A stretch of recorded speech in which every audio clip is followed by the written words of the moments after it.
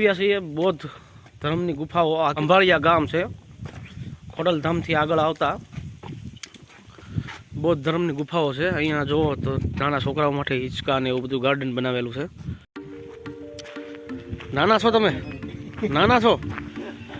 જો મિત્રો, બાળકો માટે રમવા માટે અહીંયા હિંચકા, લસરપટ્ટી એવું બધું બનાવેલું છે. અને અહીંયા છે બૌદ્ધ ધર્મની ગુફાઓ.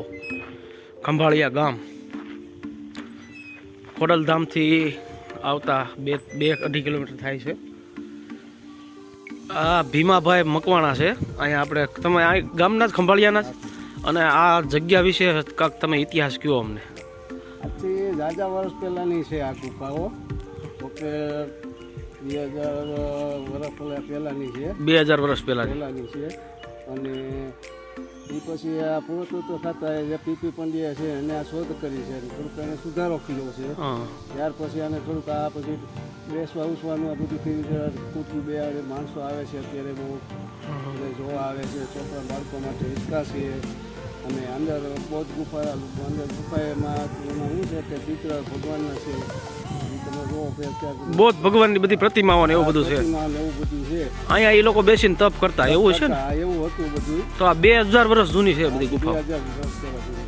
તો ચાલો મિત્રો, આપણે જઈએ અને ગુફાઓ જોઈએ. હા કાકા, તમારો આભાર હો ખૂબ ખૂબ. તો મિત્રો, તમે જોઈ શકો છો આ બધાને બેસવા માટે આવી કુટીરો બનાવી છે. છોકરાઓને રમવા માટે હિંચકા છે. અને આગળ છે ગુફાઓ, તેમાં બૌદ્ધ ભગવાનની પ્રતિમાઓ છે. અહીંયા અમિતાભ બચ્ચન પણ આવેલા હતા. મિત્રો, પહેલાં અહીંયા હિંચકા ને એવું બધું કાંઈ આવું હતું નહીં. પછી જ્યારે આની શોધ થઈ તે પછી આ વસ્તુ બધી ડેવલપ થઈ છે. તો આપણે ચાલતા જઈએ છીએ. હજી થોડી દૂર છે ગુફાઓ. અને અહીંયા માણસો બહુ આવે છે. જો ટુરિઝમ આવે છે અહીંયા.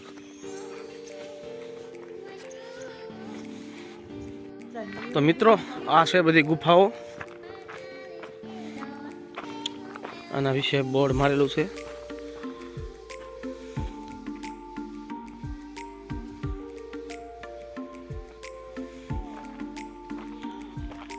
બે 2000 વર્ષ જૂની છે આ બધી ગુફાઓ.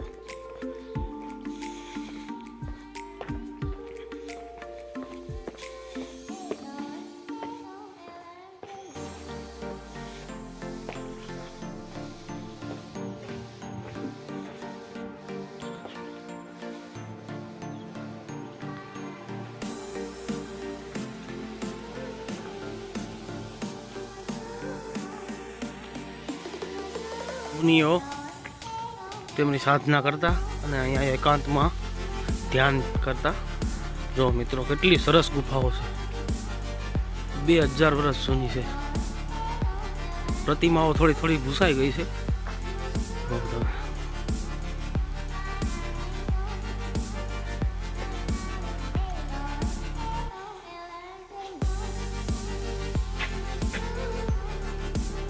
ચાલો અંદર જઈએ. મિત્રો, જો આની અંદર જૈન ઋષિઓ સાધના કરતા એકાંતમાં બેસી છે. આને શું કહેવાય?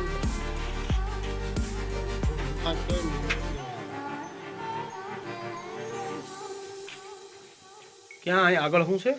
આગળ અહીંયા રસ્તો હતો બધા જૂનો આપણે કહેવાય ને ગુફા. ગુફા અહીંથી ગુફાની અંદર જઈએ એટલે સીધા જુનાગઢ નીકળીએ.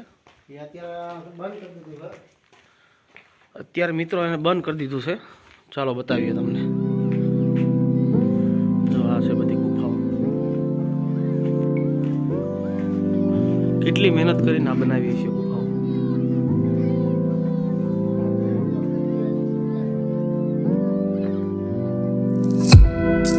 તો મિત્રો, જો અહીંયાથી ઠેઠ જુનાગઢ સુધીનો રસ્તો હતો. ગુફા હતી એ ત્યારે દ્વાર બંધ કરી દેવામાં આવ્યો છે. આ ભોંયરું છે, બંધ કરી દેવામાં આવ્યું છે. અહીંથી જુનાગઢ જવાનો સીધો આ રસ્તો જુનાગઢ નીકળે. બધું બંધ કરવામાં આવ્યું છે. અહીંથી સીધો ગિરનારમાં નીકળે ગુફા. ચાલો મિત્રો, હવે આ ગુફાઓ જોઈ અને